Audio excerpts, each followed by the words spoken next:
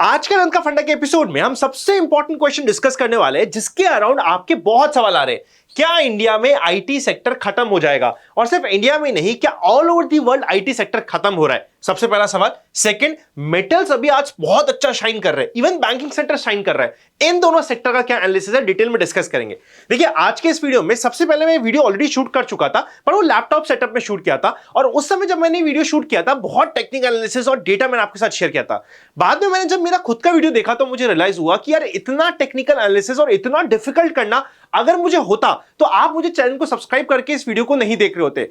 आप इधर देख रहे हो बिकॉज आपको सिंपल लैंग्वेज में, लेमैन की लैंग्वेज में चीजों को समझना है और चीजों को सिंप्लीफाइड वे में अंडरस्टैंड करना है। तो वही हम करने की कोशिश करते हैं, और इसीलिए मैंने कंप्लीट सेटअप, कंप्लीट वीडियो ही डिफरेंट बना दिया और काफी अलग तरीके से मैं प्रेजेंट करने की कोशिश करता हूं।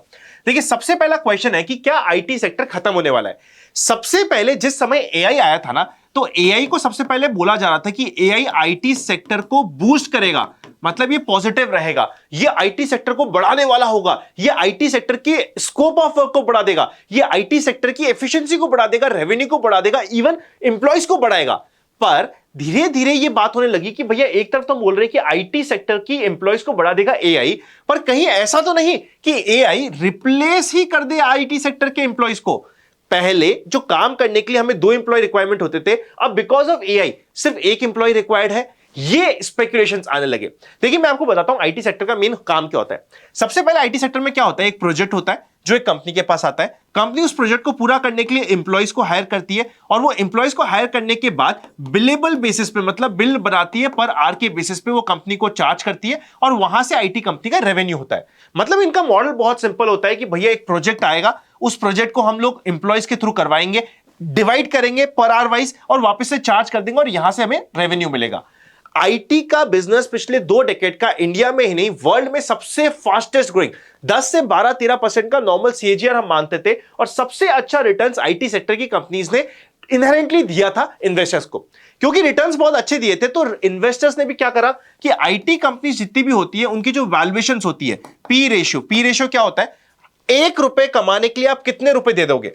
सपोज करते हैं आप 1 रुपए कमाने के लिए किसी कंपनी में 10 रुपए देते हो, बिकॉज वो एक पीएसयू कंपनी है। आईटी कंपनी में आप 30-35 रुपए भी देने को रेडी थे, क्योंकि आप ये एक्सपेक्ट कर रहे थे कि इनका जो रेवेन्यू बढ़ने वाला है, प्रॉफिट बढ़ने वाला है, और सस्टेनेबिलिटी है, वो बहुत ही लॉन्ग टर्म के लिए होने वाली है। इस बेसिस पे कंप्लीट वैल्यूएशन जो था वो आईटी सेक्टर का हमेशा प्रीमियम पे चलता था, अगर आप किसी भी और सेक्टर से उसे कंपेयर करोगे। ये कंप्लीट वैल्यूएशन की साइकिल डिस्टर्ब हो गई जैसे ये बात आई कि आईटी को रिप्लेस ही कर देगा एआई, और यहां पे जितने भी एम्प्लॉयज थे उनकी डीहायरिंग स्टार्ट हुई, उनको फायर करना स्टार्ट किया गया, और यहां पे हमें दिक्कतें देखनी शुरू हो गई।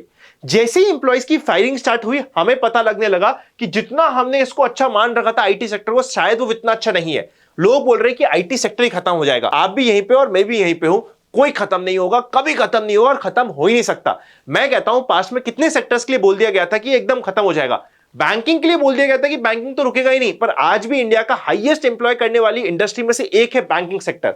तो होता यह है कि कंपनी के काम करने का तरीका बदल जाता है, और अगर किसी बड़ी कंपनी को, मैं नाम नहीं लूंगा, इंडिया की टॉप बड़ी बड़ी कंपनीज है, वर्ल्ड की टॉप आईटी कंपनीज है, उनको दिख रहा होगा कि ट्रांसफॉर्मेशन हो रहा है, तो क्या 100 में से 90 कंपनीज ट्रांसफॉर्म होकर बेटर नहीं हो जाएगी? I will say yes. तो आईटी सेक्टर खत्म नहीं होगा, इस कंप्लीट सेक्टर में इशू आ रहा है वैल्यूएशन का। ये वैल्यूएशन को डिग्रेड करने की साइकिल चल रही है। यहां पे आपके लिए सबसे मेन क्वेश्चन ये है कि इस वैल्यूएशन डिग्रेडेशन की साइकिल में सबसे पहले वैल्यू डिग्रेड हुई थी, आईटी करेक्ट हुआ, बाउंस बैक हो गया, बाउंस बैक होने के बाद वापस से करेक्ट हुआ, और एक ही डबल बॉटम सा स्ट्रक्चर आपको चार्ट्स पे दिख रहा है। तो क्या ये डबल बॉटम खत्म हो गया, वापस ऊपर जाएगा, या डबल बॉटम नीचे जाने की रेंज में है? हमें इन्वेस्ट करना चाहिए, नहीं करना चाहिए, सब कुछ समझते हैं।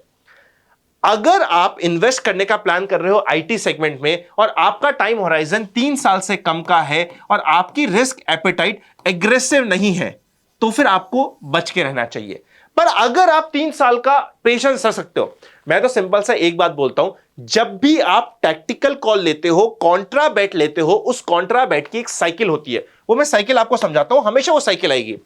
आपने एक बेट ली है कि यार, आपको लगा कि सेक्टर अच्छा है या फिर कंट्री अच्छी। फॉर एग्जांपल, कुछ समय पहले हमने जापान की भी बात करी थी कि जापान बहुत अच्छा है। उस साइकिल में होता क्या है, सबसे पहले आपका बिलीफ हाई रहता है, आप उसमें इन्वेस्ट करते हो, आपको रिटर्न्स भी थोड़े बहुत मिल जाते हैं। आईटी में भी आई एम वेरी श्योर आपको रिटर्न्स मिले होंगे स्टार्टिंग में, इवन जापान के कॉल में मिले थे, इवन फार्मा का कॉल जो हमने 2020 की बात करी थी उसमें भी स्टार्टिंग में रिटर्न्स मिलते हैं।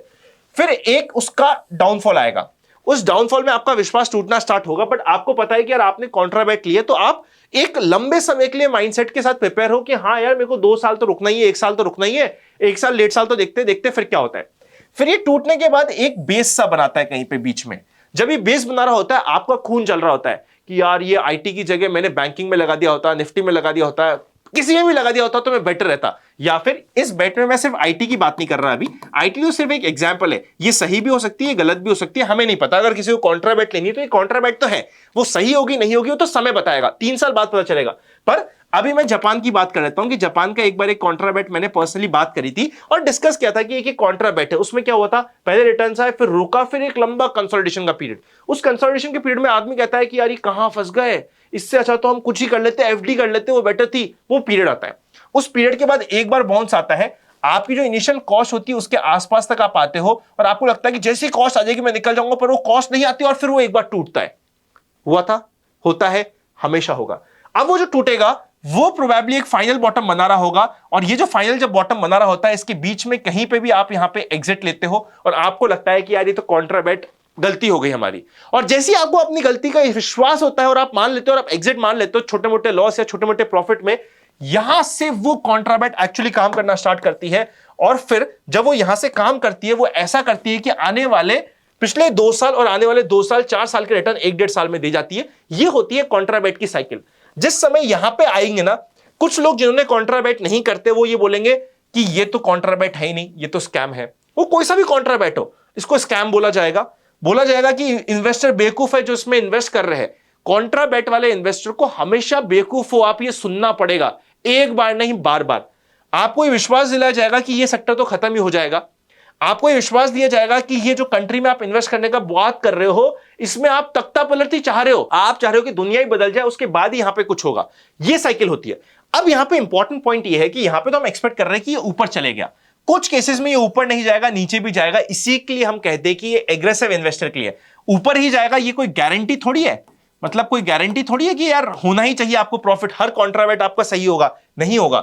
10 में से अगर 6-7 सही हो रहे हैं तो 2-3 आपके गलत भी होंगे, तो हो सकता है कि ये गलत भी हो जाए और नीचे भी जाए। इसलिए मैं हमेशा कहता हूं कि 3 साल मिनिमम टाइम होराइजन होता है जिसमें आपको पेशेंस रखना होता है। आपको सुनना पड़ेगा कि आप एक किस तरीके से एक अच्छे इन्वेस्टर नहीं है, उसके बाद आपको सोचना चाहिए और आपकी प्रोफाइल एग्रेसिव होनी चाहिए, बिकॉज कॉन्ट्रा बेट गलत भी होती है, उस चीज को आप समझ लीजिएगा।